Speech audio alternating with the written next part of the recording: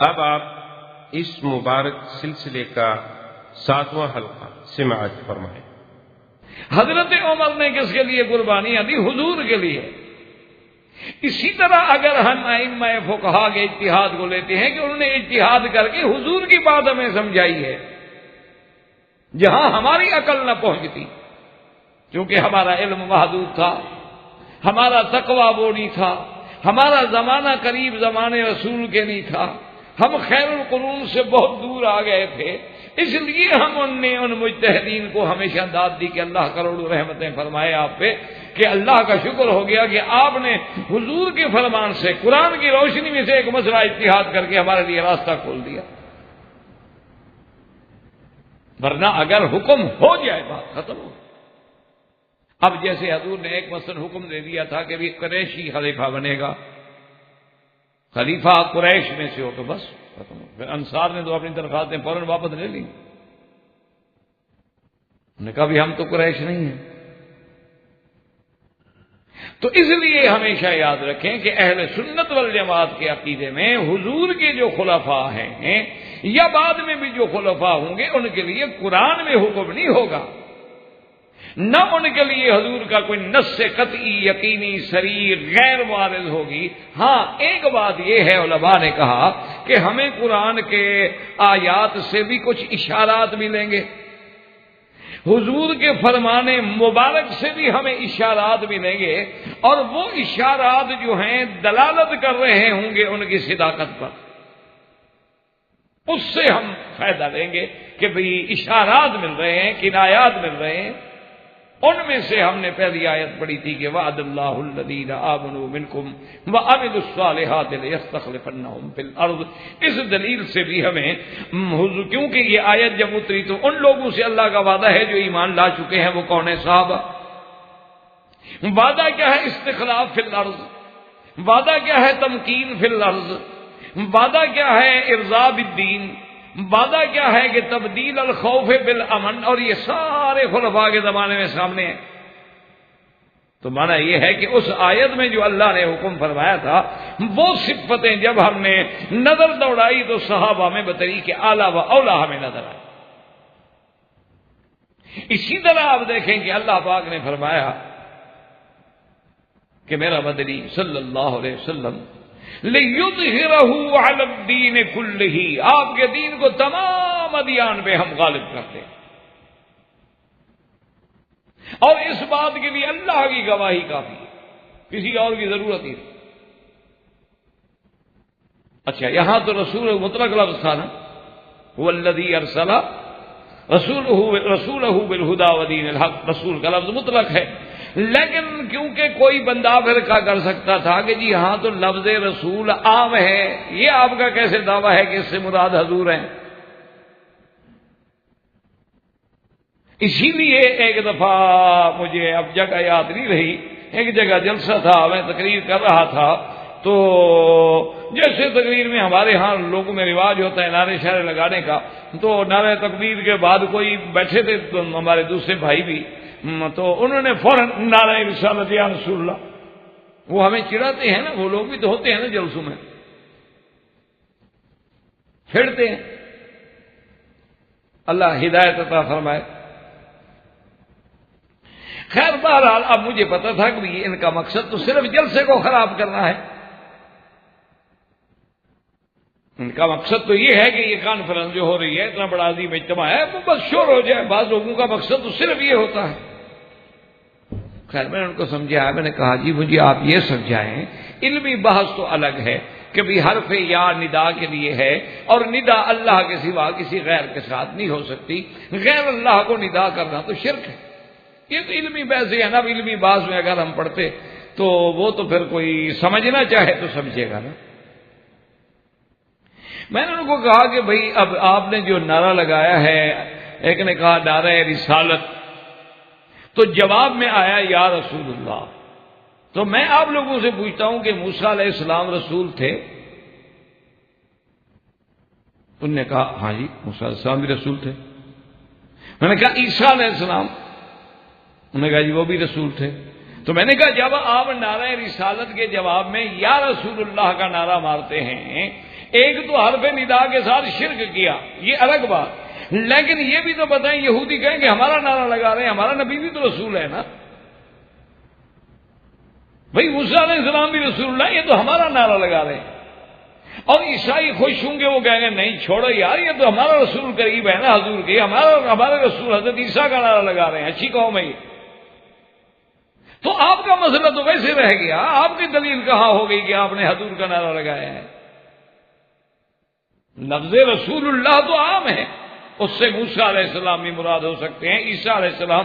تو اگر آپ نعرہ رسالت میں یوں کہہ دیتے کہ جیسے نعرہ تکبیر میں اللہ کا نام آتا ہے جلالت کا، کہ پھر کسی غیر کا شبہ ہی نہیں ہو سکتا، تو نعرہ رسالت کے بجائے آپ آگے محمد الرسول اللہ پڑھ لیتے، تو ایک تو قرآن کی آیت پڑھنے کا ثواب مل جاتا، دوسرا حضور کا نام مبارک بھی آ جاتا، تیسرا یا حرف ندا لگا کر آپ شرک میں بھی نہ پڑھتے، اور چوتھا پتہ بھی لگ جاتا کہ واقعی آپ حضور کا نعرہ لگا رہے ہیں کہ حضور کا نام کیوں لے رہے ہیں۔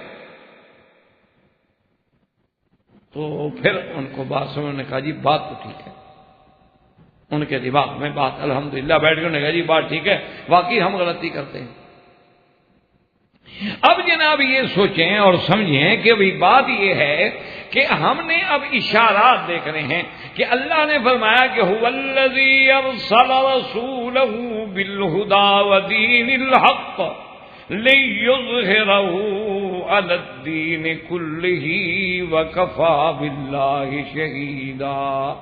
اچھا اس سے پہلے کیا تھا کہ لقد صدق اللہ رسولہ الرؤیا بالحق، اب سب رسول کا نام آ رہا تھا۔ میرا اللہ تو علام الغیوب ہے، اس کا علم تو محیط ہے نا قائم، عالم ما کان وما یکون وما هو کائن الی یوم القیامہ اس کی ذات ہے، اس لیے اللہ نے فوراً آگے نام لے لیا کہ محمد الرسول اللہ۔ اب کوئی شبہ نہیں کر سکتا کہ یہاں رسالت کی بات کس کی ہو رہی ہے، حضور صلی اللہ علیہ وسلم۔ اچھا جی، پھر اس کے بعد اللہ نے فرمایا کہ والذین معہ اشداء علی الکفار رحماء بینہم، اللہ نے فرمایا میرا مدنی تیرے دین کو سب پہ غالب کر دوں گا۔ اب حضور کے زمانے میں تو پورے ادیان پہ دین غالب نہیں ہوا نا، صرف مکہ فتح ہو گیا، مدینہ شریف فتح ہو گیا، اور طائف فتح ہو گیا، یہ ساتھ کے خیبر فتح ہو گیا، پورے عالم کا تو نہیں فتح ہوا۔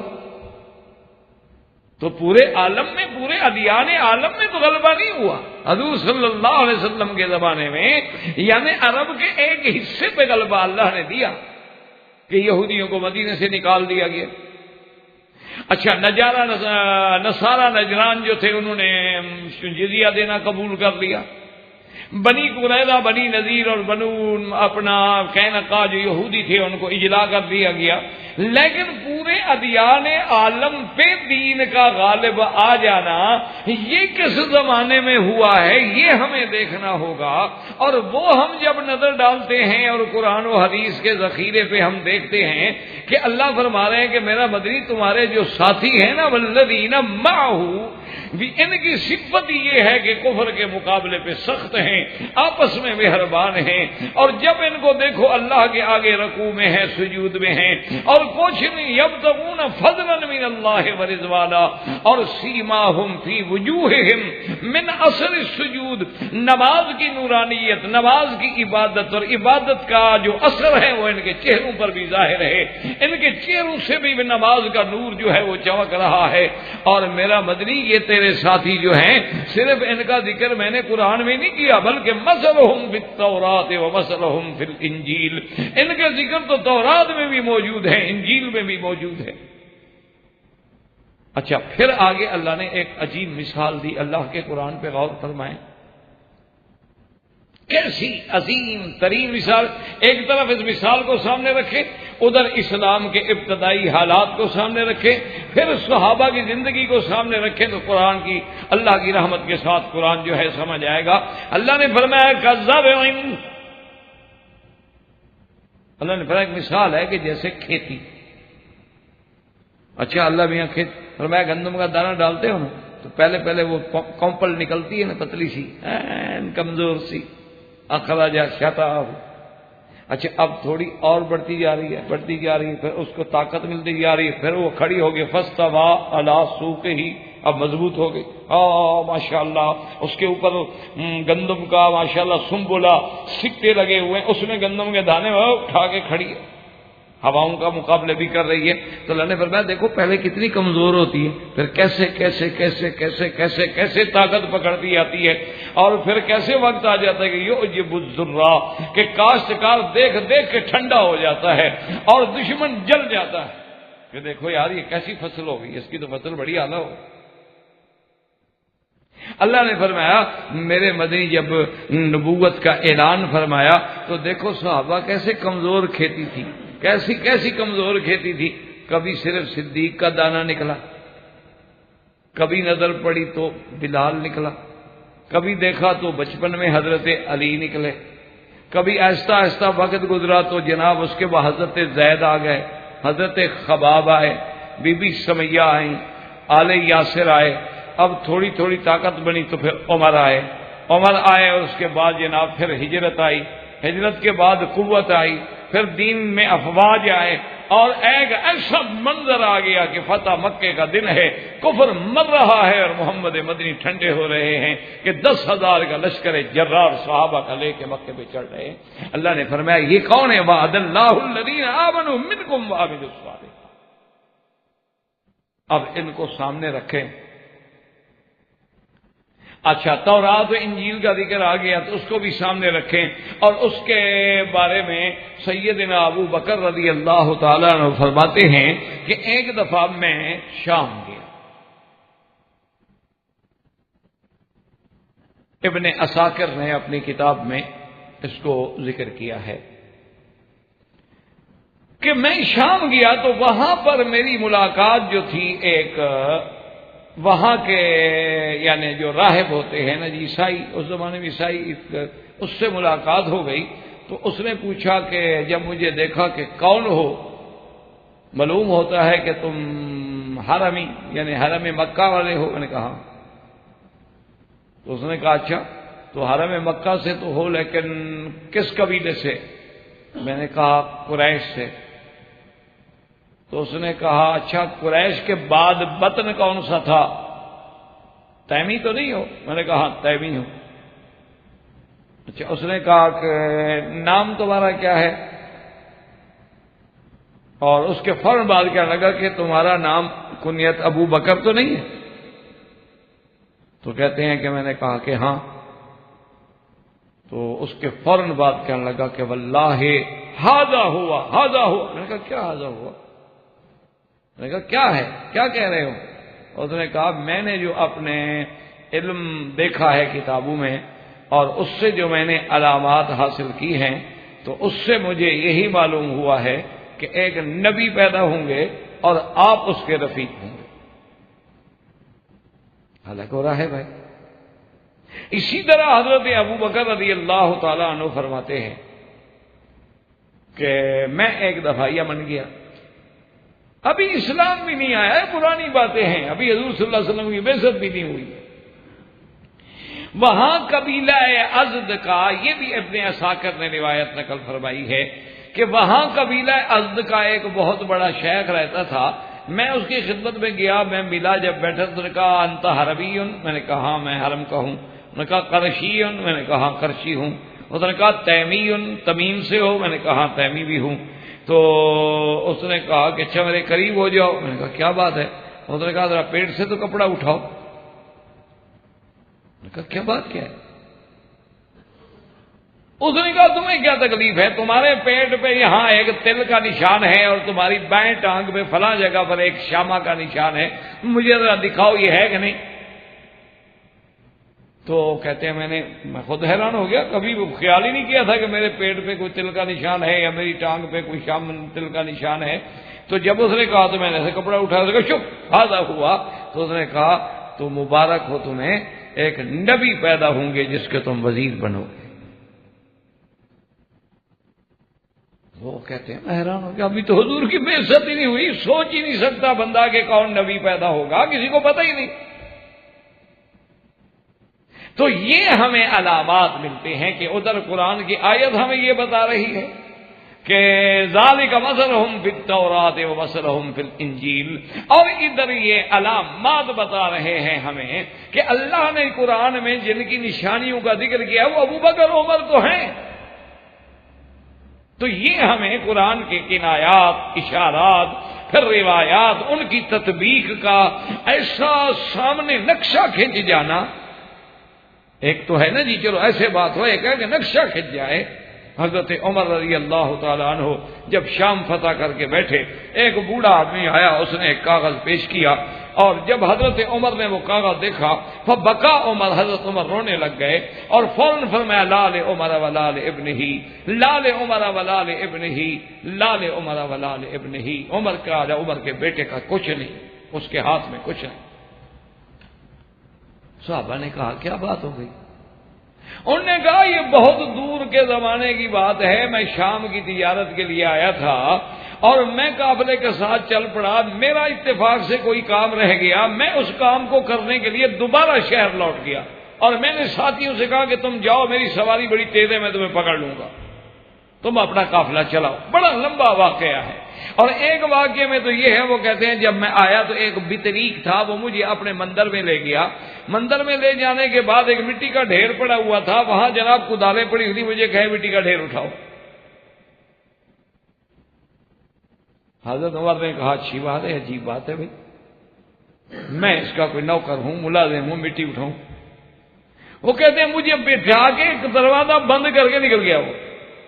وہ کچھ دیر کے بعد جب 2-4 گھنٹے کے بعد آیا، دیکھا کہ مٹی اسی طرح پڑی ہوئی ہے، اوپر بیٹھے ہونے کہا تو میں نے تمہیں جو کہا تھا مٹی اٹھاؤ، نے کہا تم کو اٹھاؤ، آخر وہ یہ کہنے والے ہیں. تو وہ میرے ساتھ لڑ پڑا. تو کہتے ہیں وہی کدال اٹھا کے میں نے ماری نہ، اس کا سر پھاڑ دیا. وہ آگے حضرت عمر تھے ماشاءاللہ، ان کی ضرب کون برداشت کرے. تو وہ جناب وہاں گرا اور اس کے بعد میں دروازہ کھول کے بھاگا کہ میرے ہاتھ سے بندہ مر نہ گیا.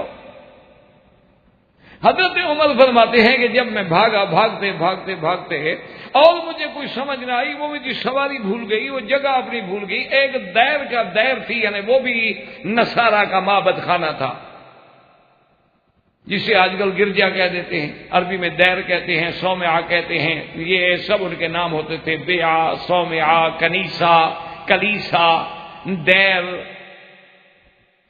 تو وہ کہتے ہیں کہ وہاں جب میں آیا تو تھک گیا، دور سے میں بھاگ کے آ رہا تھا، اس کے سائے کے نیچے بیٹھ گیا. تھوڑی دیر بعد اندر سے ایک راہب نکلا، وہ آگے مجھے بڑے غور سے دیکھنے لگا. دیکھتے دیکھتے انہوں نے کہا کہ اٹھو بھائی ادھر آؤ. میں نے کہا کیا بات ہے؟ میں نے کہا میرے ساتھ چلو، ڈرتے کیوں؟ میرے ساتھ. میں اندر لے گیا، مجھے بٹھایا، پانی پلایا بڑا احترام سے، عزت کے ساتھ، اور مجھ سے پوچھا کہ معلوم ہوتا ہے کہ تم مکے کے آدمی ہو؟ میں نے کہا ہاں بالکل مکے کا آدمی ہوں. اس نے کہا اچھا نام تمہارا کس قبیلے سے ہو؟ میں نے کہا قریش سے ہوں. اس نے کہا تمہارا نام کیا ہے؟ میں نے کہا عمر. اس نے کہا کس کے بیٹے ہو؟ میں نے کہا خطاب کے. اس نے کہا اچھا بات سنو کہ یہاں کیسے آئے؟ انہوں نے کہا میں قافلے سے بچھڑ گیا ہوں اور یہ ہے، اس کے بعد قافلہ چلا گیا ہے. انہوں نے کہا ٹھہر جاؤ، آرام کرو، کھانا کھا لو، اور سکون سے آرام سے مجھے کھانا کھلایا. اس نے کہا کہ میں تمہیں اپنے سواریاں دیتا ہوں اور میں اپنے خادم ساتھ دیتا ہوں اور تمہیں تمہارے قافلے تک پہنچا کے آئیں گے، آپ اس کا کوئی غم نہ کریں. اور تھوڑی دیر میں کاغذ لے کے آیا، کہنے لگا کہ مہربانی کرو، یہ ہماری جو گرجا ہے اور اس کی جو زمینیں ہیں اور جس کے ہم متولی ہیں، اس کا لکھ دو گے، جب تم بادشاہ بنو گے تو ہم سے ٹیکس نہیں لوگے اور نہ یہ زمین ہم سے چھینو گے. حضرت عمر نے کہا کیا کہہ رہے ہو؟ میں نے تو کبھی مکے کا بادشاہ بننا نہیں سوچا اور تم مجھے یہاں کا بھی بادشاہ بنا رہے ہو. اس نے کہا بات سنو عمر، اگر تم بادشاہ نہ بنے تو تمہارے لکھے ہوئے کا ہم کیا بگاڑ لیں گے؟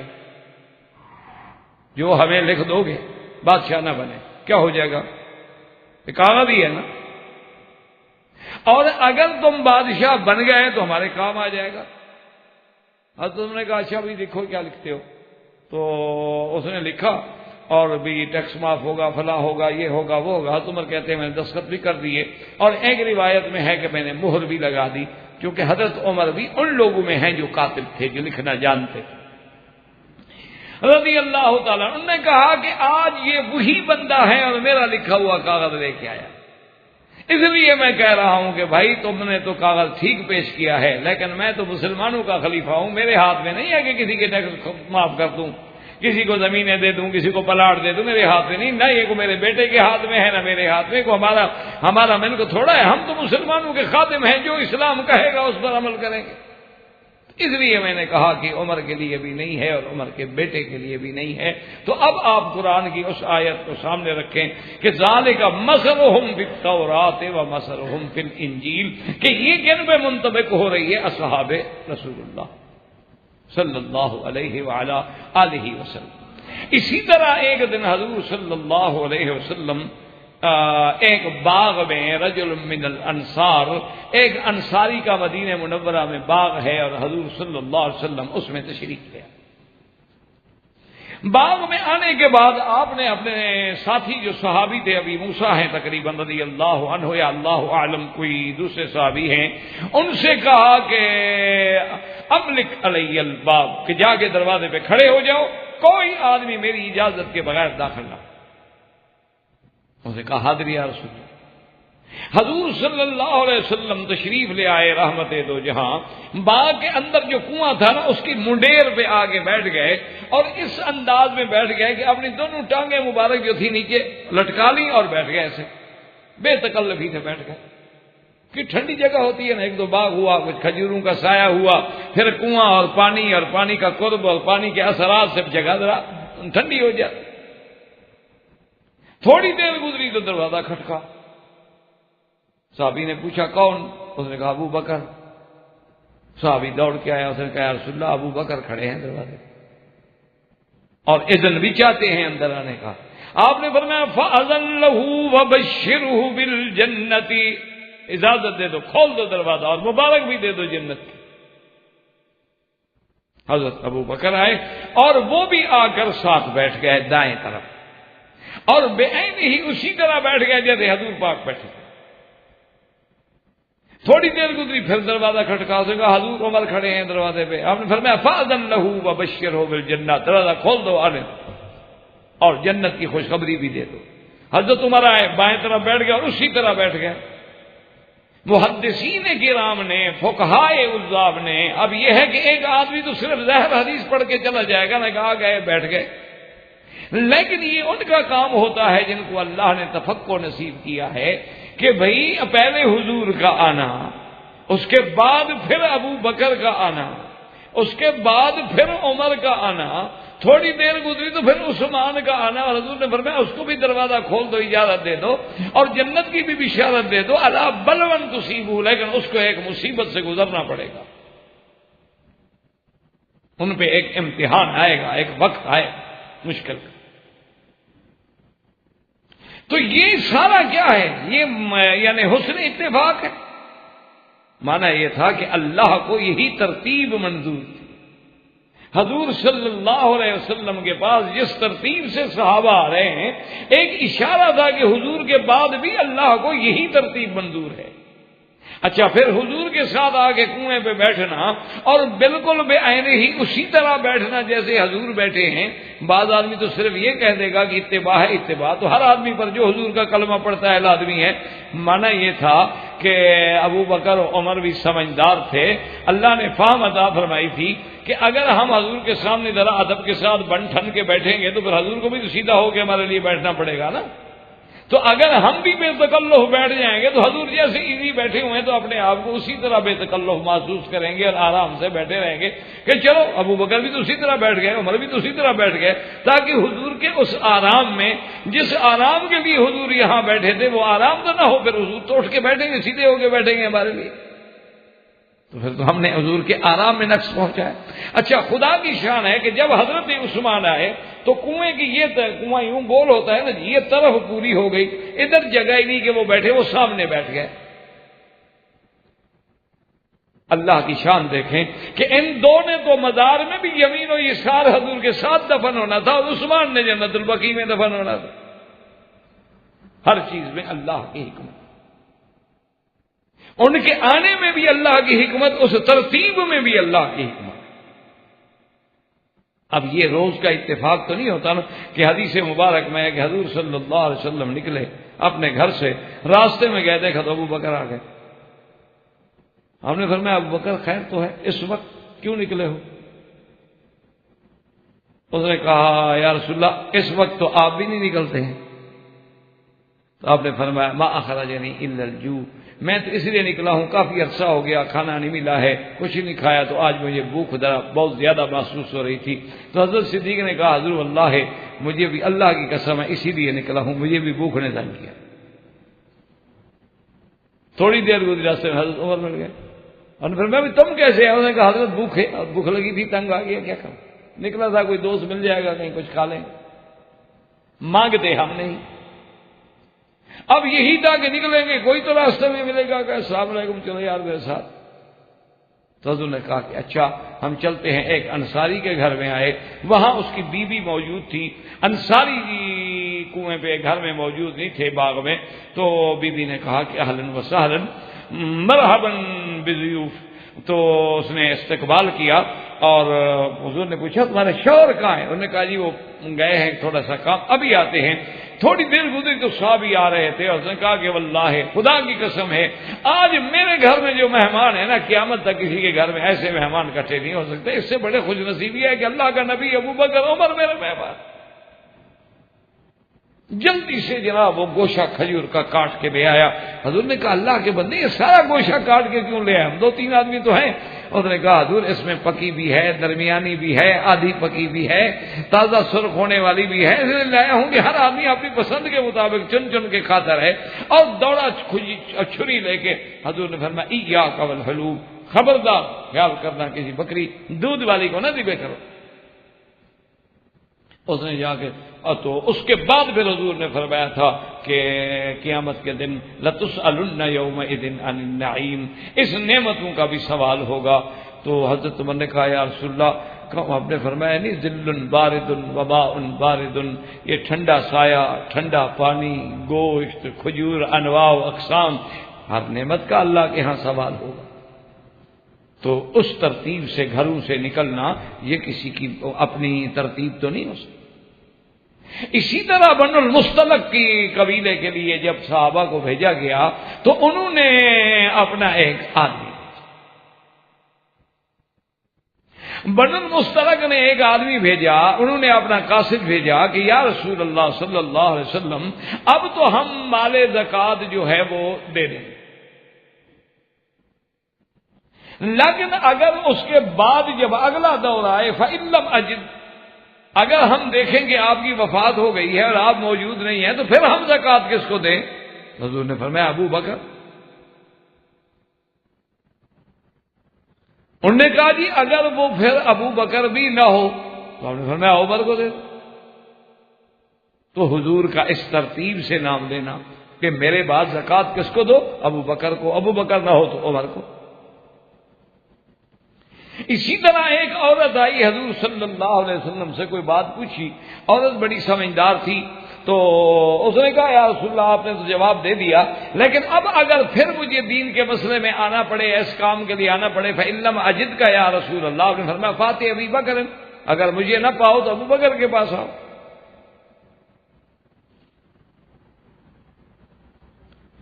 اس نے کہا یا رسول اللہ فَإِن لَمْ أَجِدْ أَبِي بکر، اگر ابو بکر کا زمانہ بھی نہ ہو یعنی وہ بھی فوت ہو جائے، فرمایا فاتح عمر، پھر عمر کے پاس چلی آنا۔ اس نے کہا یا رسول اللہ إِن لَمْ أَجِدْ عمر، اگر عمر بھی نہ ہوں، فرمایا فاتح عثمان، عثمان کے پاس چلے آنا۔ اچھا عورت بھی عجیب تھی، اس نے کہا اچھا حضور اگر عثمان بھی نہ ہوں، تو آپ نے فرمایا غصے میں آ گئے، حضور ناراض ہو گئے۔ آپ نے فرمایا فَبَطْنُ الْأَرْضِ خَيْرٌ مِّن ظَهْرِهَا، کہ پھر زمین کے پیٹ میں چلا جانا زیادہ بہتر ہے زمین پہ رہنے سے، یعنی پھر تو دور فتن شروع ہو جائے گا نا، پھر تو ابتدا شروع ہو جائے گی۔ اس وقت تک تم جینا چاہتی ہو، اس سے تو بہتر ہے کہ بندہ مر جائے، فتنوں سے تو بچ جائے۔ تو یہ سارے ہمیں قرآن اور حدیث مبارک سے اشارات ملیں گے ہمیں، اس لیے کہ ہم یہ تو عقیدہ ہے اہل سنت والجماعت کا کہ نص کا تو ضرورت ہی نہیں کہ منسوس ہو۔ یہ تو جو دعویٰ کرتے ہیں کہ خلیفے کے لیے نص ہوتی ہے، خلیفہ منسوس ہوتا ہے، یہ تو ان کی ذمہ داری ہے کہ قرآن کی آیت پڑھ کے ہمیں بتائیں کہ کون سی آیت ہے جس میں خلافت کی نص آئی ہے کسی کے لیے، یا کون سی حدیث مبارک ہے لیکن اہل سنت والجماعت یہی کہتے ہیں کہ اللہ کے قرآن میں اور فرامین رسول عربی میں اشارات ہیں، اس میں ہمیں ایسا معاملہ ملے گا کہ حضور ان کے ساتھ گویا ایسا معاملہ کر رہے ہیں جو معاملہ اپنے بعد خلیفے سے کیا جاتا ہے۔ کیا مانا؟ اب دیکھیں، سب سے پہلے حج فرض ہوا، حضور نے کس کو امیر بنایا؟ ابو بکر۔ اس کے بعد آپ نے حضرت علی کو بھیجا رضی اللہ تعالی عنہ۔ اور کیوں بھیجا؟ اس کی وجہ یہ تھی کہ اس زمانے میں، اس دور میں یہ قاعدہ تھا کہ بڑے بڑے جو معاہدے ہوتے تھے اور بڑے بڑے جو آپس میں اتفاق ہوتے تھے، اگر معاہدہ توڑنا ہے یا کرنا ہے، یا تو بادشاہ خود کرے یا بادشاہ کا رشتہ دار کرے، ورنہ اس کو مانا نہیں جاتا تھا۔ تو اب تو بڑے بڑے باتیں تھی کہ مشرکین کا ہمیشہ کے لیے مکے سے داخلہ حرم سے بند کرنا تھا، براءۃ الشرک کا اعلان کرنا تھا، براءۃ المشرکین کا اعلان کرنا تھا، فلا انما المشرکون نجس فلا يقربوا المسجد الحرام بعد عامهم هذا۔ اور آپ نے فرمایا کہ وہاں جاؤ، لا تدع تمثالا الا مسخته ولا قبرا الا مشرفا الا سويته۔ اتنے بڑے بڑے کام تھے۔ تو حضور نے بعد میں سوچا کہ قریش تو نہیں مانیں گے، اس لیے بہتر ہے کہ میں حضرت علی کو بھیج دوں۔ تو حضور نے حضرت علی کو بھی ساتھ بھیجا، اور جب حضرت علی آئے تو حضرت صدیق اکبر نے فوراً پوچھا، امیر انت مامور، تم امیر بن کے آئے ہو؟ کہا کہ میں تمہاری قیادت میں چلوں یا تم میرے مامور رہو؟ نے کہا نہیں، مامور رہوں گا، امیر تم رہو گے۔ تو زندگی میں ایک دفعہ خلافت کا مسئلہ آئے، دین کا مسئلہ آئے، تو حضرت ابو بکر کو حضور کا امیر بنانا جو ہے یہ ایک دلیل تھی، اشارہ تھا کہ میرے بعد دین کی امیر بننے کا استحقاق کس کو ہوگا۔ اسی طرح آپ دیکھیں کہ اللہ تبارک و تعالیٰ نے قرآن پاک میں فرمایا کہ اِنَّا نَحْنُ نَزَّلْنَا الذِّكْرَ وَإِنَّا لَهُ لَحَافِظُونَ۔ اللہ نے فرمایا ہم نے قرآن اتارا ہے، ہم ہی اس کی حفاظت فرمائیں۔ قرآن قیامت تک محفوظ ہے، ہمارا ایمان ہے کہ قرآن جو ہے محفوظ ہے اللہ کے حفظ سے، کہ لا یحرف ولا یبدل ولا یزاد فیہا ولا ینقص منہا۔ اللہ کا قرآن قیامت تک غیر محرف غیر مبدل، نہ اس میں کوئی حرف زیادہ ہو سکتا ہے نہ کوئی حرف کم ہو سکتا ہے۔ تو اللہ کا یہ وعدہ ہے کہ قرآن کو ہم محفوظ کر دیں گے، اور قرآن قیامت تک محفوظ رہے گا۔ قرآن میں کوئی ذرے کے برابر بھی تبدیلی نہیں کر سکے گا۔ یہ نہیں کہ پہلی کتابوں کی طرح مٹ جائے۔ اور دوسری دفعہ بھی اللہ نے ایک مقام پہ فرمایا کہ میرا مدنی جب جبریل پڑھتے ہیں تو آپ زبان مبارک کو حرکت دے کے تکلیف نہ کیا کریں، آپ بس خاموش بیٹھ کے سنتے رہیں۔ لا تحرک به لسانک لتعجل به۔ آپ ڈرتے ہیں کہ شاید جلدی سے جبریل پڑھ لے، کوئی لفظ رہ جائے، میں بھول جاؤں۔ نہ آپ کوئی غم نہ کریں، آپ بس چپ کر کے ان علینا جمعہ وقرآنہ فاذا قرأناہ فاتبع قرآنہ ثم ان علینا بیانہ۔ اللہ نے فرمایا قرآن کا جمع کرنا، آپ کا پڑھانا، پھر اس کا بھی سب ہمارے ذمہ، آپ کوئی غم نہ کریں۔ ایک تو یہ ہے کہ آپ کے سینے میں جمع کر دیں گے، آپ کو ہم معنی پڑھا دیں گے، آپ کو ہم اس کا بیان سمجھا دیں گے۔ ایک علماء نے فرمایا کہ اسی میں اشارہ ہے کہ جہاں حضور کے سینے میں جمع کرنے کا انتظام اللہ فرما رہے ہیں، آگے اس کتاب کو دفتین میں جمع کرنے کا انتظام بھی تو انہی کے ذمہ ہے۔ اور پھر اس کو جیسے اب محفوظ فرما رہے ہیں حضور کے سینے میں، قیامت تک ہر تغیر و تحریف سے محفوظ کرنے کا وعدہ بھی فرما رہے ہیں۔ تو اب ہم دیکھتے ہیں کہ وہ قرآن کی حفاظت، ایک تو اللہ کا حکم ہے بس آمنا وصدقنا، لیکن ظاہری طور پہ اس قرآن کی حفاظت کا انتظام کن لوگوں نے کیا؟ اللہ کا جو وعدہ ہے کہ قرآن کو محفوظ رکھیں گے ہم، تو اس وعدے کی عملی جامہ کون پہنا رہا ہے؟ جب صحابہ شہید ہوئے، حضرت عمر آئے حضرت ابو بکر کی خدمت میں، انہوں نے کہا کہ یا خلیفۃ رسول اللہ، کہ آپ نے دیکھا نہیں کہ کتنے صحابہ شہید ہو، اور قراء صحابہ، قاری، حافظ۔ تو انہوں نے کہا کہ پھر کیا کہنا چاہتے ہو؟ انہوں نے کہا جناب میری رائے یہ ہے کہ اگر خدا نہ خاصہ ایسے حادثے ہوتے گئے اور صحابہ میں سے تمام حفاظ یا قراء اللہ کے راستے میں شہید ہو جائیں تو قرآن کا باقی رہنا تو پھر بظاہر اسباب کی حد تک تو بڑا مشکل ہے۔ اس لیے میرا مشورہ ہے کہ قرآن جمع کر لیا جائے۔ ابھی قاری موجود ہیں جنہوں نے قرآن حفظ کیا، حضور سے پڑھا ہے اور قرآن تازہ دماغوں میں موجود ہے، اس کو جمع کر کے دفتر میں محفوظ کر دیا جائے۔ تو حضرت ابوبکر نے کہا کہ بات تو تم ٹھیک کہتے ہو، لیکن بات یہ ہے کہ حضور نے اپنے زمانے میں جمع تو نہیں کیا، قرآن لکھا گیا، قرآن محفوظ ہے، لیکن آپ حکم دے دیتے اس وقت بھی جمع ہو جاتا۔ تو میں ایک ایسا کام کروں جو حضور نے نہیں کیا۔ حضرت عمر نے کہا حضرت آپ کی رائے ہے، میں تو ایک تجویز عرض کر چکا ہوں، ویسے آپ دیکھ لیں۔ اس کے بعد حضرت ابوبکر غور کرتے رہے۔ اس کے بعد آپ نے حضرت عمر کو بلایا، کہا اللہ نے میرا سیرا صدر بھی کر دی ہے، میرا سینہ بھی کھول دیا ہے کہ اللہ کے دین کی حفاظت کرنا تو ہماری ذمہ داری ہے، اللہ کے قرآن کی حفاظت ہماری ذمہ داری ہے۔ لہذا فوراً ابی بن کعب، بڑے بڑے صحابہ، قراء کو بٹھاؤ، قرآن جمع۔ تو اب حضرت ابو بکر کے دور سے جمع قرآن کا کام شروع ہوا، حضرت عثمان کے دور میں آ کے کامل ہو گیا۔ یعنی حضرت علی رضی اللہ تعالیٰ عنہ کے آنے سے پہلے قرآن جمع ہو گیا، محفوظ ہو گیا، مصحف عثمان تیار ہو گیا اور اقطار عالم میں پہنچا دیا گیا۔ تو اللہ نے جو وعدہ فرمایا تھا کہ قرآن کی حفاظت میرے ذمہ ہے، تو اس کا کام کس سے لیا؟ تو معلوم یہ ہوا کہ اس وعدے کا مصداق بھی یہی صحابہ تھے، اور خاص طور پہ یہ خلفائے ثلاثہ تھے کہ اللہ پاک کے جو وعدے تھے نا اپنے نبی کے ساتھ، نبی کی حیات میں، وہ پورے ہو رہے ہیں ان کی حیات میں۔ اسی لیے ان کی خلافت جو ہے خلافت خاصہ ہے، خلافت راشدہ ہے، علی منہاج النبوہ ہے۔ بات کو سمجھے۔ اب جناب دیکھیں گے وہ قرآن کی یہ آیت، اچھا اب تھا کہ پورے ادیان پہ غالب ہو جائے، تو سب سے بڑی طاقتیں تو اس وقت جو ہیں وہ تھے کسریٰ اور فارس اور روم۔ اس زمانے کی بڑی طاقتیں جو تھیں یا روم تھے یا فارس تھے۔ وہاں کسریٰ تھا اور روم میں ہرقل تھے، کیونکہ جو وہ فارس کا بادشاہ بنتا وہ کسریٰ کہلاتا تھا، اور جو روم میں بادشاہ بنتا وہ ہرقل کہلاتا تھا، جو حبشہ میں بادشاہ بنتا وہ نجاشی کہلاتا تھا، جو مصر میں بادشاہ بنتے وہ فرعون کہلاتے تھے۔ یہ لقب تھے ان لوگوں۔ تو اب جناب یہ ہے کہ اچھا حضور نے بھی ایک حدیث یہاں قرآن نے تو کہا کہ اللہ کا دین غالب آئے گا، اللہ کا دین غالب آئے گا، اور حضور نے بھی فرما دیا کہ اذا ہلاک کسریٰ فلا کسریٰ بعدہ، اذا ہلاک قیصر فلا قیصر بعدہ، کہ جب کسریٰ مٹ جائے گا تو اس کے بعد پھر کسریٰ نہیں ہوگا، قیصر مٹ گیا تو پھر قیصر نہیں ہوگا۔ حضور نے بھی یہ پیشین گوئی فرمائی تھی۔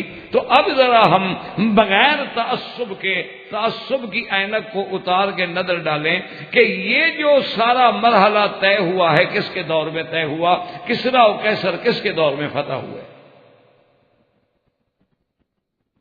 یہ ایک تو ہے نا جی کہ چلو ایک آدمی نہ مانے لیکن وہ انکار تو نہیں کر سکتا نا۔ ایک آدمی چاہے نہ مانتا ہو صدیق و عمر کو، نہ مانے، نہ ان کے ساتھ محبت کرے، لیکن تاریخ تو نہیں بدل سکتا نا۔ یعنی ایک اصولی سی بات ہوتی ہے نا کہ ہمیشہ یاد رکھیں کہ مثال کے طور پر بھی بیت المقدس کس نے فتح کیا، کوئی تاریخ نہیں بدل سکتا۔ آپ سندھ کی تاریخ نہیں بدل سکتے کہ محمد ابن قاسم وہاں آیا اور اس نے آگے فتح کیا، تو صحابہ کے دور کی تاریخ کو کون بدل سکتا ہے؟ یہ تو ایسے حقائق ہوتے ہیں کہ جو 2 اور 2 4 ہیں۔ آج لاکھ کوئی دنیا مخالفت کرے، لاکھ مثلا مبتدئین ہیں، خرافیین ہیں، مشرکین ہیں، وثنیین ہیں، لاکھ مخالفت کریں شیخ الاسلام محمد بن عبد الوہاب کی، آل سعود کی، لیکن اس کا انکار تو کوئی نہیں کر سکتا کہ اس ملک میں قرآن اور اسلام اور دین نافذ کرنے والے کون ہیں۔ تم اچھے حضور کی محبت کا دعویٰ کرتے ہو، تم نے تو اپنی خانقاہ میں کبھی حضور کا دین نافذ نہیں کیا۔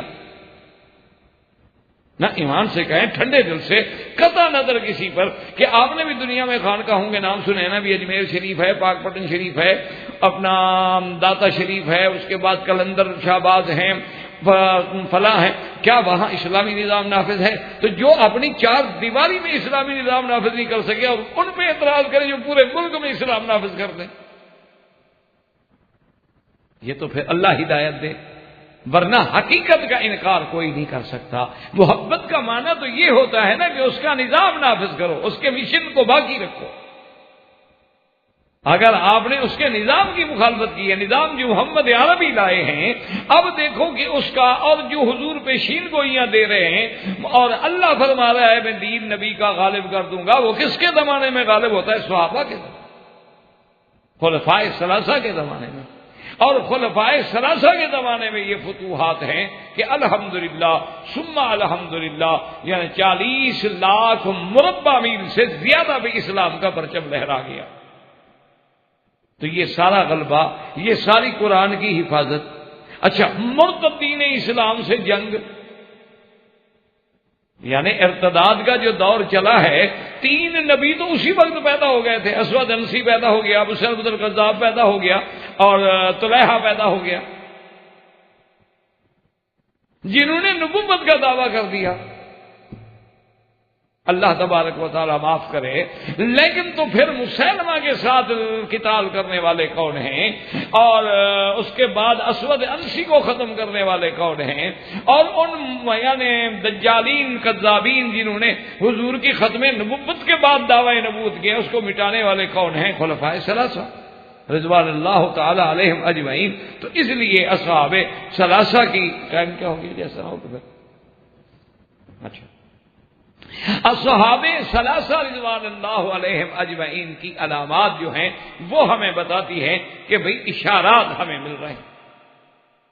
اچھا، اسی طرح دیکھیں سب سے بڑا اشارہ جو ہے، سب سے بڑا اشارہ کہ حضور نے ایک جگہ نام بھی لے لیا، فرمایا اقتدوا بالذین بعدی ابی بکر و عمر،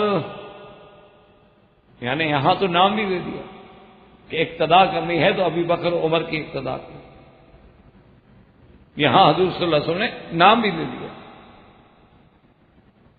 اچھا، اسی طرح آپ دیکھیں کہ سرکار دو عالم سیدنا محمد الرسول اللہ صلی اللہ علیہ وعلا آلہ واصحابہ وسلم تسلیما کثیرا کثیرا کہ عین بیماری کے دن ہیں، اور یہ آخری بیماری ہے جس میں حضور وفات فرما گئے۔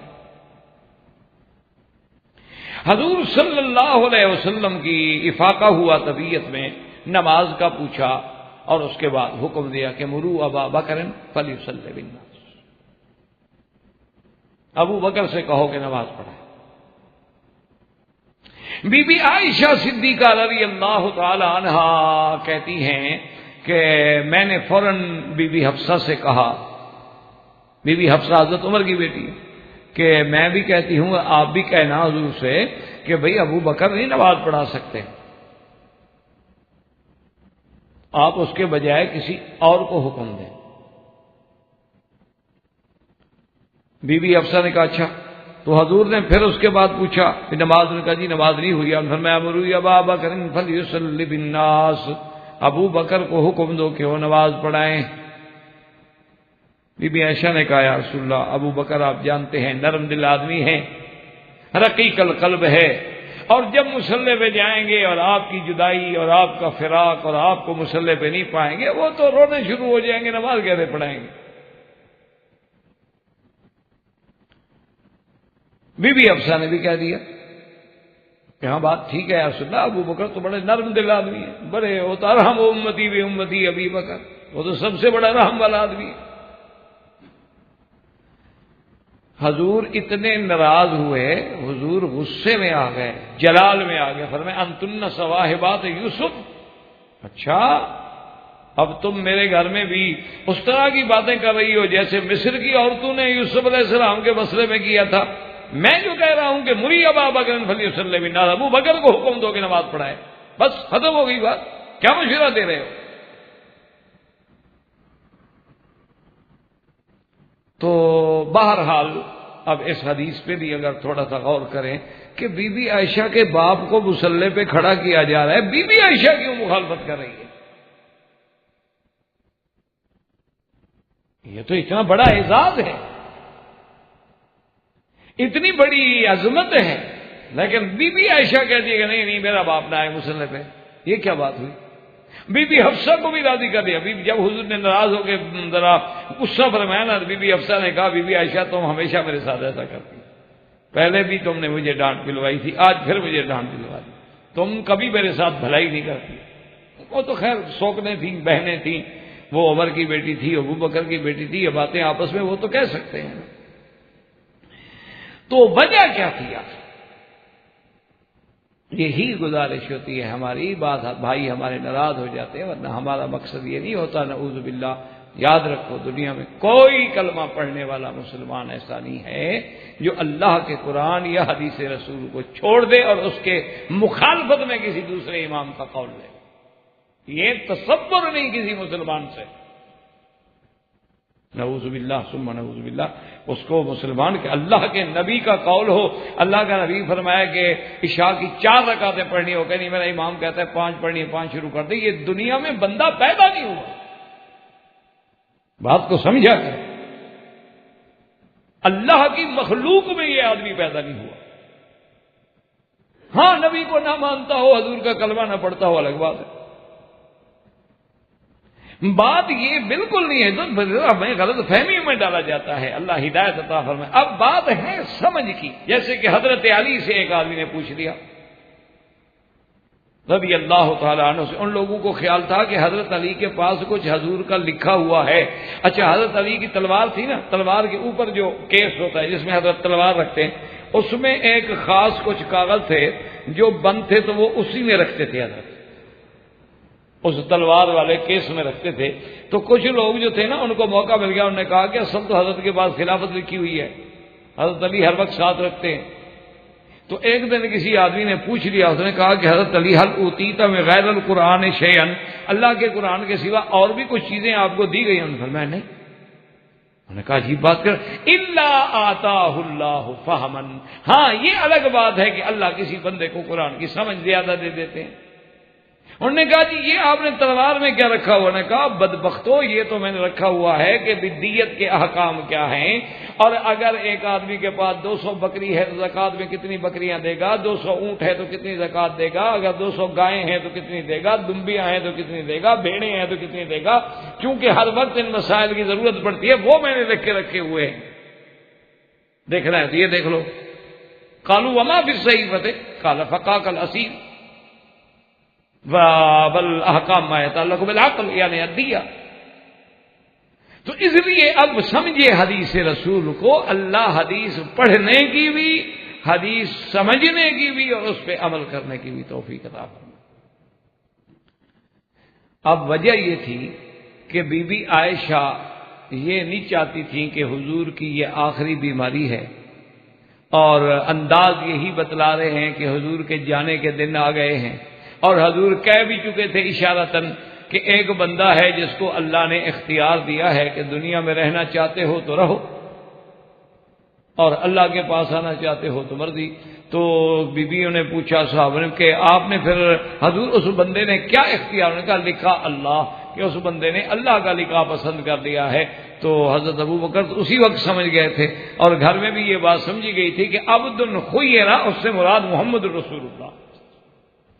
تو بی بی عائشہ جیسے کہ آج کل ہوتا ہے نا جی، مثال کے طور پر کہ ہر آدمی یہ سوچتا ہے کہ یار ابھی استاد زندہ ہے لیکن قریب الموت ہے، اور میں اس کی مسند پہ مسلح پہ مدرسے میں جا کے بیٹھ جاؤں، لوگ کہیں گے یار یہ تو اسی انتظار میں تھا کہ استاد جائے اور میں قبضہ کروں. تو بی بی عائشہ نہیں چاہتی تھی کہ میرے ابے کے ساتھ یہ لفظ لگایا جائے کہ شاید ابو بکر اسی انتظار میں تھے کہ ابھی حضور موجود ہیں اور مسلح پہ بھی آ گیا، حضور کی زندگی میں مسلح پہ کھڑا ہو گیا. اس لیے بی بی عائشہ اپنے عقل سے سوچ رہی تھی کہ دنیا کل کو یہ نہ کہے کہ اچھا اللہ کا نبی ابھی گھر میں موجود ہے، دیکھو جی ابو بکر مسلح پہ بھی آ گیا. وہ نہیں چاہتی تھی کہ میرے باپ پر ایسا لفظ آئے. لیکن جو فیصلہ اللہ کر چکا ہو اس کو کون ٹالے؟ جو فیصلہ تقدیر کر چکی ہو، اللہ کی تقدیر، اس کو کون روک سکتا ہے؟ اسی لیے اچھا باقی حضور نے فرمایا کہ تم تو ایسا کر رہی ہو جیسے سوا ہے بات یوسف.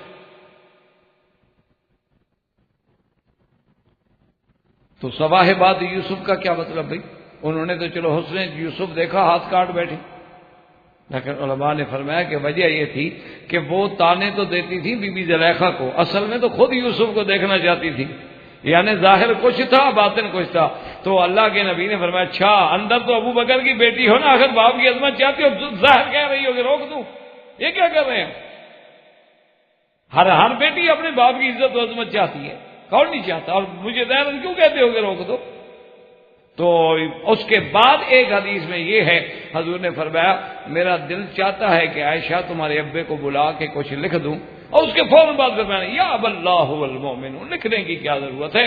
نہ اللہ قبول کرے گا نہ مومن قبول کریں گے ما سوا ابو بکر، اللہ کا فیصلہ بھی یہی ہوگا اور امت کا فیصلہ بھی۔ اب حضور صلی اللہ علیہ وسلم کے مصلی پہ حضور کے حکم سے حضرت ابو بکر آئے۔ اچھا خدا کی شان دیکھیں، حضرت ابو بکر جب آ کے کھڑے ہوئے،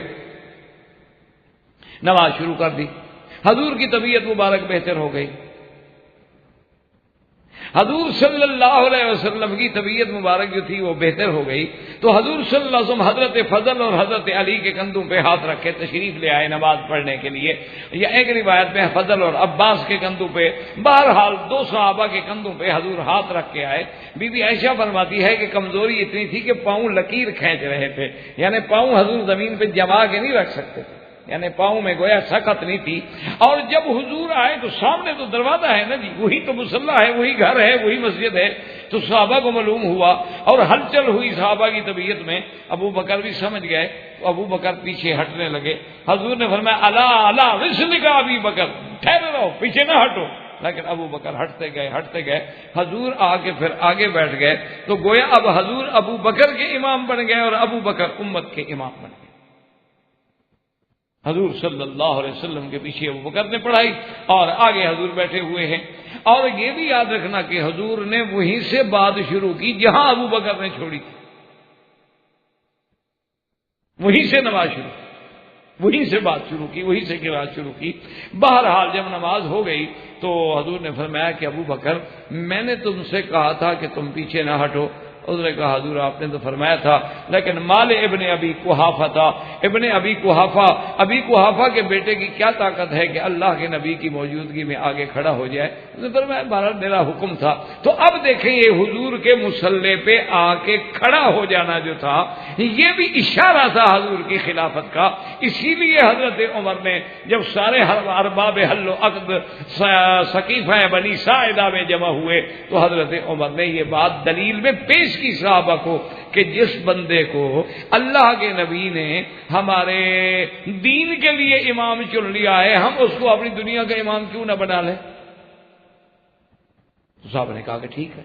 اس لیے میرے مقصد یہ ساری تمہید کا یہ تھا کہ اصحاب رسول کے لیے، خلفاء کے لیے جہاں یہ شرائط ہیں کہ مومن ہوں، جہاں یہ شرائط ہیں کہ مبشر بالجنہ ہو، جہاں یہ شرائط ہیں کہ وہ مہاجرین میں ہوں، جہاں یہ شرائط ہیں کہ وہ قریش میں ہوں، جہاں یہ شرائط ہے کہ وہ ان آیات کے اترتے وقت ایمان کے ساتھ موجود ہوں، جہاں یہ شرائط ہے کہ لقد رضی اللہ عن المؤمنین کی صفات سے متصف ہوں، وہاں یہ سارے اشارات ہمیں ملتے ہیں کہ اس خلافت راشدہ اور خلافت نبوت کے اگر حقدار تھے تو اصحاب رسول تھے، اور ان کی یہی ترتیب تھی جو اللہ کو بھی پسند تھی اور میرے محبوب کو بھی پسند تھی اور قیامت تک امت کو پسند ہے، ابو بکر و عمر، عثمان و علی۔ اور یہی عقیدہ ہے اہل سنت کا۔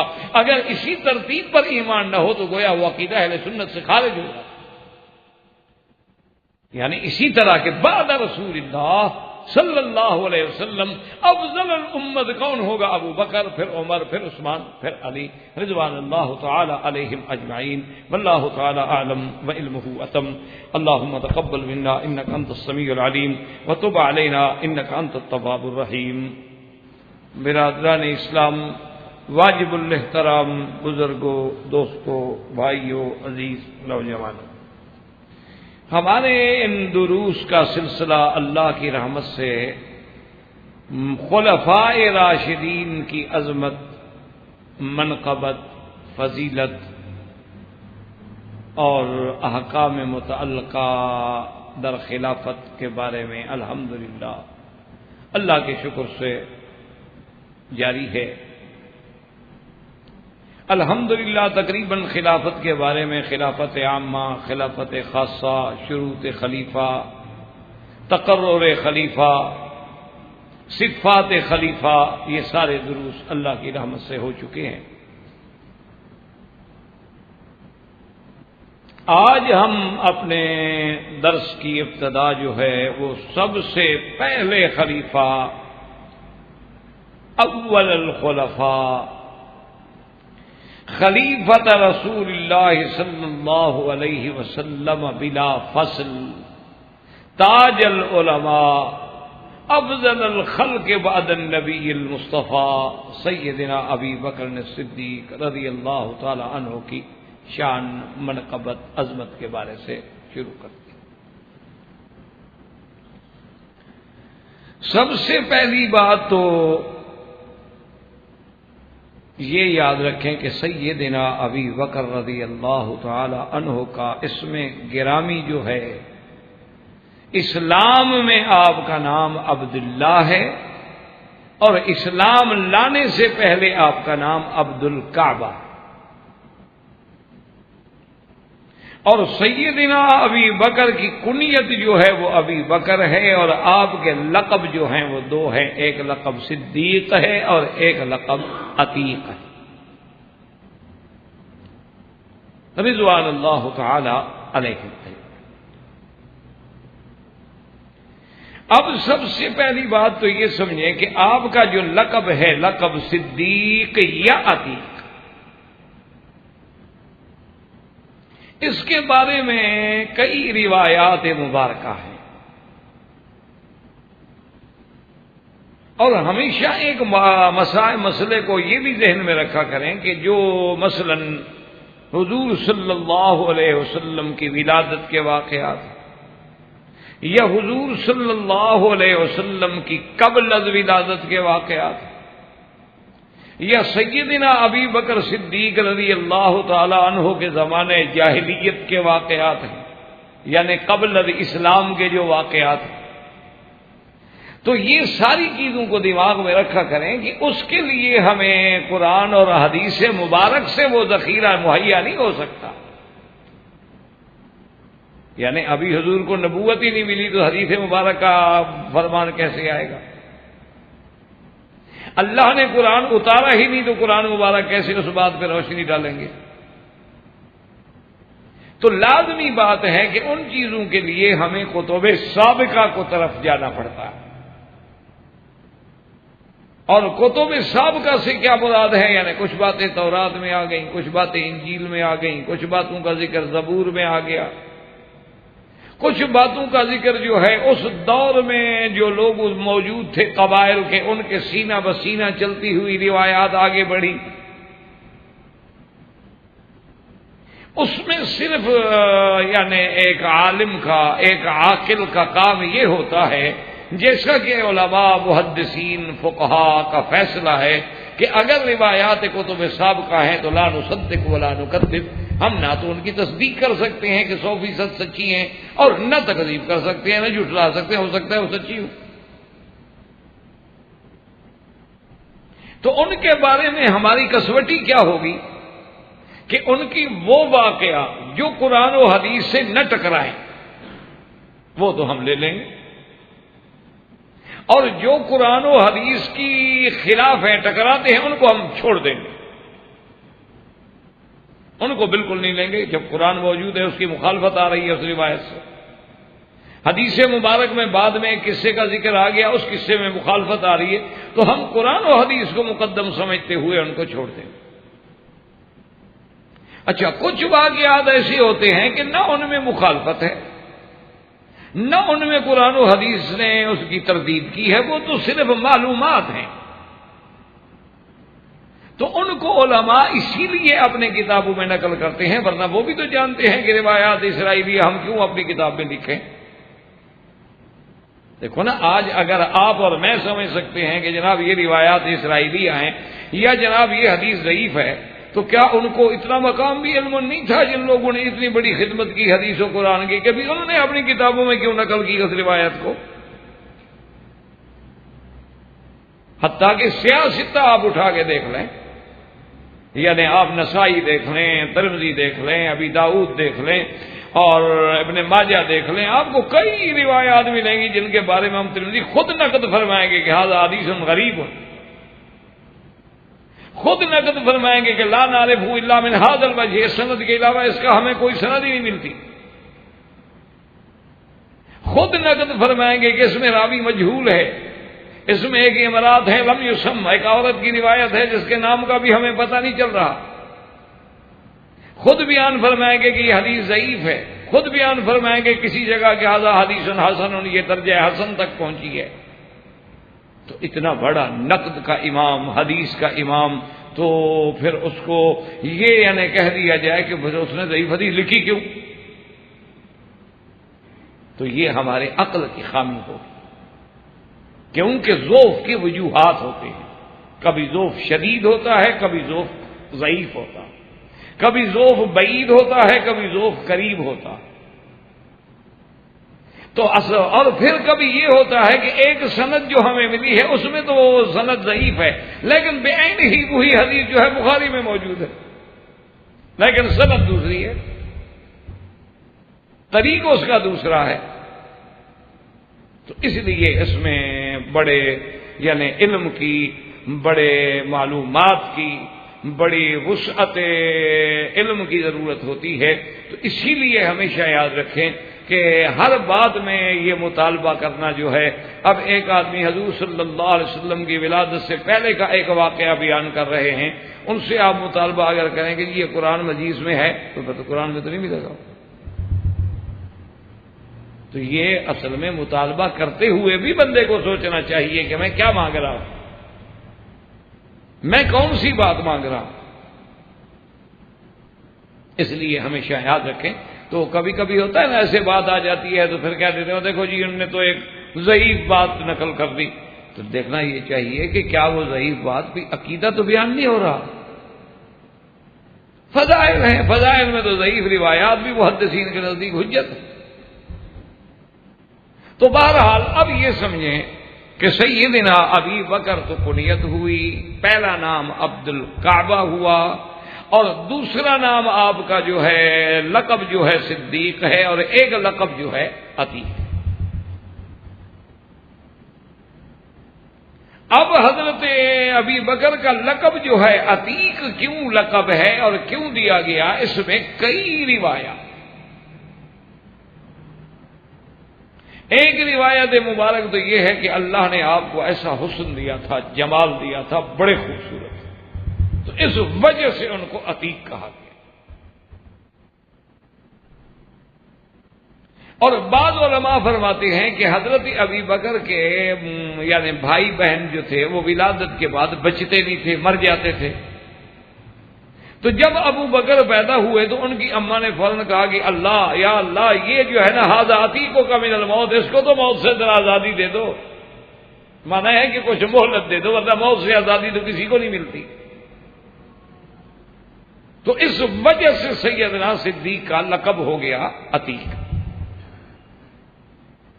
اور ایک روایت حدیث مبارک میں بھی آتی ہے کہ حضور نے فرمایا کہ ھذا عتیق من النار، یہ اللہ نے جہنم سے اس کو آزاد کر دیا،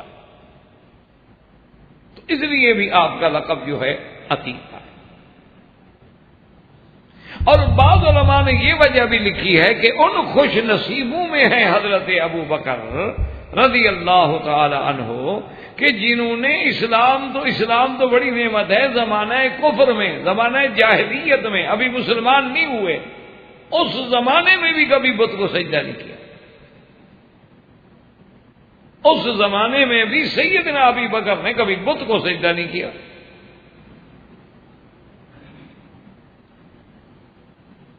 اور یہ بہت بڑا اعزاز ہوتا ہے بندے کا کہ اللہ نے ان کو کفر کے زمانے میں بھی محفوظ رکھا کہ بت کے آگے جھکیں، حتیٰ کہ ان کے والد جو تھے انہیں بڑا اصرار کرتے تھے، بعض روایات سابقہ میں یہ بات بھی ہمیں ملی کہ ان کے والد جو تھے وہ بڑے اصرار کرتے تھے حضرت ابو بکر رضی اللہ تعالیٰ عنہ سے کہ ابا بکر کمال کی بات ہے تم میرے ساتھ نہیں جاتے ہو. ہر باپ چاہتا ہے نا کہ میرا بیٹا جائے عبادت کرے. وہ ان کے نزدیک تو وہی عبادت تھی نا, بتوں کا پوجنا. ان کے نزدیک تو وہ بہت بڑی چیز تھی. آج بھی دیکھیں نا, عیسائی گرجے میں جاتا ہے تو عبادت ہی سمجھتا ہے. یہودی دیوارے گریا کے نیچے کھڑا ہوتا ہے تو وہ بھی تو عبادت ہی سمجھتا ہے. ہندو مندر میں جاتا ہے وہ بھی عبادت سمجھتا ہے, بھجن گاتا ہے, گھنٹیاں بجاتے ہیں. آپ ہنستے ہیں ان کے نزدیک کو گھنٹی بجانا عبادت ہے. وہ گنگا جمنا پہ جا کے جب تک نہ نہائے پوتر نہیں ہوتا, یعنی باقی دنیا کے سارے دریا پاک ہی نہیں کرتے اس کو. گھر میں 6 انچ کا بور لگا کے 3 دن وہ ٹیوب ویل چلاتا رہے, پاک نہیں ہوتا جب تک گنگا جمنا نہ جائے. تو اپنے اپنے وللناس فی ما یعشقون مذاہب. تو اس لحاظ سے سیدنا ابی بکر کو بھی ان کے باپ نے بڑا زور لگایا کہ بھئی تم چلو. آپ ٹال دیتے. ایک دن باپ پکڑ کے لے ہی گئے. انہوں نے کہا آج میں تمہیں نہیں چھوڑوں, میرے ساتھ چلو. اور انہوں نے جہاں اپنا بت رکھا ہوا تھا جس عبادت خانے میں, وہاں لے گئے. چونکہ تو ہر کسی کے اپنے اپنے بت ہوتے نا. ان کے 360 تو صرف کعبے شریف میں رکھے ہوئے تھے. اچھا تھے عجیب آدمی, کبھی کبھی بت لے کے جاتے نا جی, راستے میں کوئی اور اچھا خوبصورت پتھر ملتا پہلے خدا کو پھینک دیتے, دوسرا اٹھا. نے کہا ذرا خوبصورت مل گیا, پہلا خدا تو یار وہ اچھا نہیں تھا, ذرا وہ نعوذ باللہ خدا اچھا نہیں تھا, اس کو پھینک دیا, دوسرے کو اٹھا. جب آدمی اللہ کی توحید سے محروم ہوتا ہے نا پھر ایسی ٹھوکریں تو لگتی ہیں, پھر ایسے بات تو کرنی ہوتی ہے. اور بلکہ بعض اب بھی ہندو ہیں, اب بھی ہندوؤں میں کچھ قبائل ایسے ہیں کہ وہ ایک خاص, اچھا یہ جیسے ہندوؤں میں ہے نا, اسی طرح بعض فرق کے باطلہ میں بھی ایسے لوگ ہیں کہ وہ جناب آٹے کا بت بناتے ہیں. جن کو حضرت عمر سے غصہ ہے نا, وہ بھی حضرت عمر کا بت بنا. اچھا وہ ہندو بھی خدا بناتے ہیں آٹے کا, آٹا گھی میں گوندھ کے اور پھر اس سے خدا بناتے, دیوتا بن گیا. اس کے سامنے بیٹھ کے پھر پرنام کرتے ہیں, تھوڑی دیر کے بعد خدا کو کھا جائے, برکت ہوگی نا, خدا اندر چلا گیا. تو یہ قومیں ہیں, جس طرح آدمی گمراہی میں پڑا ہے اسی کو دین سمجھتا ہے. آپ اس کو لاکھ سمجھائیں, جب تک اللہ ہدایت کے دروازے نہ کھولے وہ سمجھتا ہے میں جو کر رہا ہوں بابا یہی دین. ایک تو دور کی بات ہوتی ہے, آج کل بھی آپ دیکھ لیں جا کر ہمارے سندھ میں, وہاں سندھ سے لوگ آتے ہیں ہمارے ملتان کے علاقوں میں, تو سندھ سے ملتان کا میرے خیال میں 100 میل کا سفر ہے, وہ بغیر جوتے کے چلتے ہیں کہ پیر صاحب کے پاس جانا, جوتا نہیں پہننا توہین ہے. اچھا, اور خدا کی قدرت دیکھو, عجیب بات یہ ہے کہ وہ سندھ والے بیمار ہو جائیں, عورتوں کو جن ہو جائے, تو سندھ والے پیر فائدہ نہیں پہنچاتے, وہ آتے ہیں پنجاب والے پیروں کے پاس. اور پنجاب کے پیروں کے, پنجاب کے علاقے میں کسی عورت کو جن بھوت, کوئی پری بھوت, پتہ نہیں کیا کیا بلائیں ہوتی ہیں, وہ چڑھ جائیں تو وہ پھر پنجاب کے پیر وہاں کام نہیں کرتے, وہ پھر آئیں گے شباز قلندر, سندھ میں آئیں گے.